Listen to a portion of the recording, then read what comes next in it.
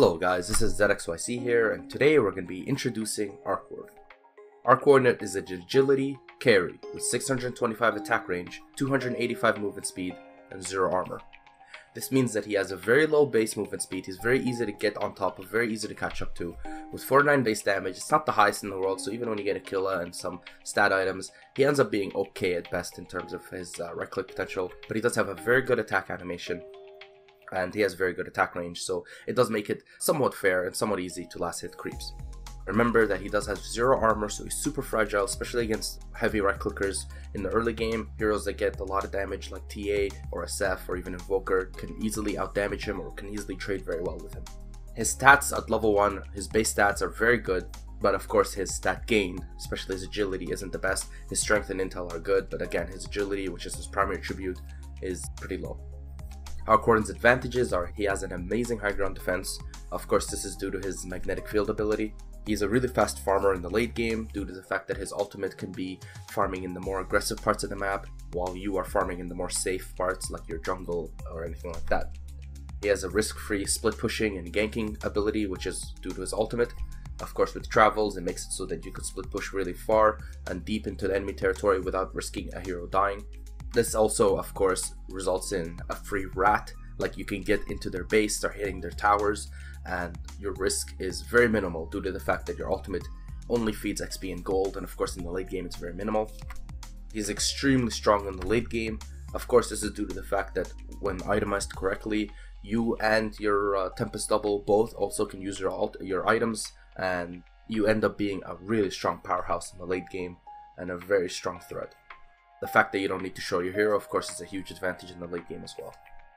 As soon as you hear Arc Warden, you think about his active items and the fact that they gain double. So things like Hex, you gain 2 Hexes. Things like Force Staff or Pike, you gain 2 of them. So it's a huge advantage for him because his active abilities are pretty much doubled in value. And of course, his biggest advantage is against certain lineups, it's just so hard to push against an Arc Warden. Based on their lineup, of course, if they can get to him or not, if they have good tower damage, if they have ranged heroes or not. Magnetic Field can make it almost impossible to push against an Arc Warden, which results in a fairly easy game if you play safe. Arc Warden's disadvantages are he has very low armor and very low agility gain, making it so that he, throughout the whole game, was very fragile to physical heroes, anyone that can get on top of him. Of course, he also has very low movement speed. Even when he gets travels, he's not very fast compared to the other heroes, and he ends up being a very fragile hero. He requires a lot of time and farm just to get up to his peak. You could think of him kind of like a Naga, except he has stronger defense mechanism and of course stronger split pushing power compared to her illusions, which can easily be soloed in the mid and late game. He's not the best fighter. Certainly he can fight, of course, in certain situations, of course more than a Naga can. With his E and his Flux, he can end up dishing out a lot of damage, especially in the early game. He has power spikes at 6, 12, 18, etc. where his ultimate really comes into power, but he's not the best fighter, especially against a team that groups up and walks down the lane. Generally speaking, you don't want to fight teams like that, you want to stay away from them and just trade towers. He has almost no survivability or mobility, and like I said, if any hero gets on top of him, he has a lot of trouble dealing with those, so he's very easy to gank. He's not the best at harassing heroes with the poor man's shield in lane. Of course, like I said, his damage isn't the highest, and of course his E can't always be targeted, it hits the closest unit it can, so you're going to mainly be using it to farm creeps, and heroes with a poor man's shield in the early game, especially with high armor, heroes like Naga, he has a lot of trouble harassing, and they'll end up just completely free farming, and you guys will be trading farm in the mid lane. Of course, trading farm with a Naga is never what you want, because Naga is not the strongest laner, but against a hero like Arc Warden, Naga does end up having a strong lane. He's very easy to run at, he's very easy to get on top of, so you have to space really far back with this hero.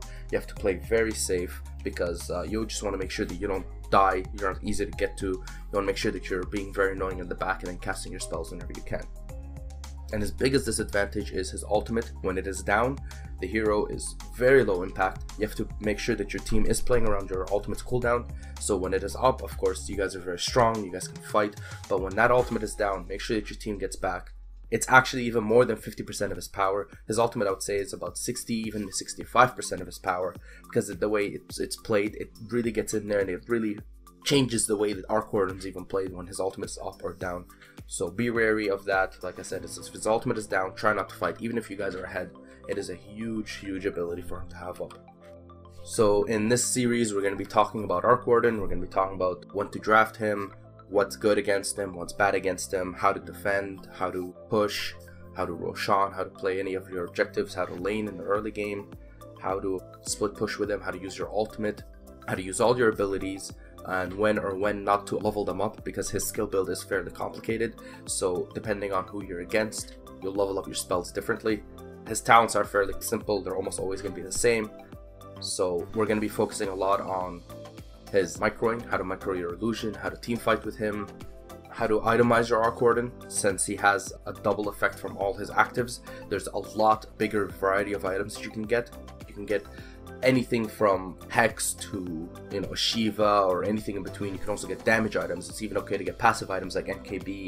You can get Butterfly for the flutter effect. There's a lot of items you can get with him, and we're going to talk in depth on what items to choose and when to choose them.